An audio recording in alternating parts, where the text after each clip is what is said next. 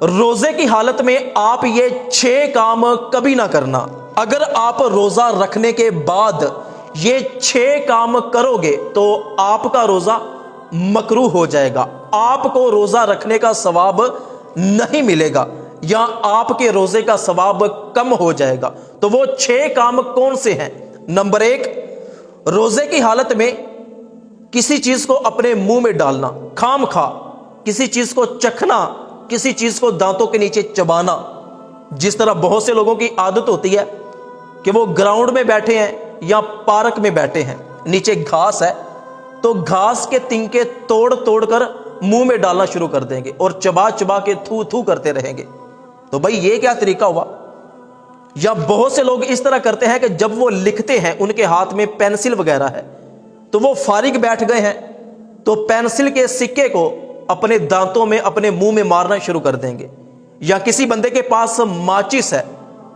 تو وہ اس میں سے نکال نکال کر اپنے دانت صاف کرنا شروع کر دے گا۔ اگر آپ روزے کی حالت میں بلا ضرورت کسی بھی چیز کو اپنے منہ میں ڈالتے ہیں، کسی چیز کا ذائقہ محسوس کرتے ہیں، یا کسی چیز کو اپنے دانتوں کے نیچے لے کر چباتے ہیں، تو اس سے آپ کا روزہ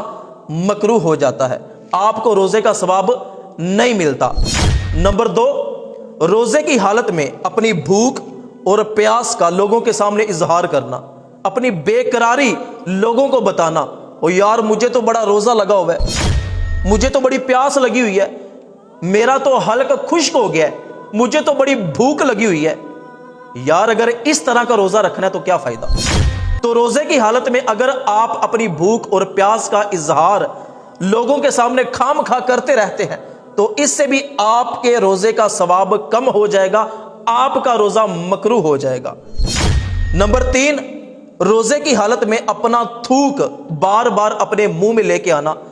اور پھر وہ تھوک نگل لینا، اس سے بھی آپ کا روزہ مکروہ ہو جائے گا، روزے کا ثواب کم کر دیا جائے گا۔ نمبر 4، روزے کی حالت میں جھوٹ بولنا، روزے کی حالت میں غیبت کرنا، چغلی کرنا، کسی کے ساتھ خیانت کرنا، کسی کو دھوکہ دینا، روزے کی حالت میں جوا کھیلنا، روزے کی حالت میں ہر قسم کا گناہ کرنا، گالی نکالنا،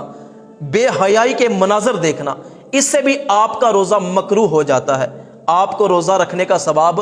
نہیں دیا جاتا۔ نمبر 5، روزے کی حالت میں اگر آپ کو احتلام ہو جاتا ہے، آپ پر غسل فرض ہو جاتا ہے تو غسل کرنے میں تاخیر کرنا، خام خواہ لیٹ کرنا۔ جس طرح رات کو آپ پر غسل فرض تھا، صبح جب آپ اٹھے تو سحری کا ٹائم کم تھا، آپ نے جلدی جلدی سحری کی، اب آپ جیسے ہی غسل میں تاخیر کریں گے تو آپ کا روزہ مکروہ ہو جائے گا، تو ایسی حالت میں جلد سے جلد غسل کرنا چاہیے۔ اور نمبر 6، روزے کی حالت میں وضو کرتے وقت یا غسل کرتے وقت جب آپ کلی کریں تو کلی میں مبالغہ کرنا، غرغرہ کرنا، کیونکہ روزے کی حالت میں جب آپ کلی کریں گے تو آپ کو غرغرہ کرنے کی اجازت نہیں ہے، اس لیے کہ خدشہ ہے کہ پانی حلق میں چلا جائے گا، روزہ ٹوٹ جائے گا۔ تو روزے کی حالت میں جب آپ وضو کریں یا غسل کریں یا آپ ویسے کلی کریں تو حلق تک پانی نہ لے کے جائیں، اس طرح کرنا بھی روزے کو مکروہ کر دیتا ہے اور اس سے روزے کا ثواب نہیں ملتا یا ثواب کم ہو جاتا ہے۔ تو روزے کی حالت میں آپ نے یہ 6 کام کبھی نہیں کرنے، آپ نے روزے کو کبھی بھی مکروہ نہیں ہونے دینا۔ اگر آپ نے روزہ رکھا ہے تو اللہ سے یہی دعا کریں کہ اللہ پاک مجھے میرے روزے کا پورا ثواب عطا فرمائے۔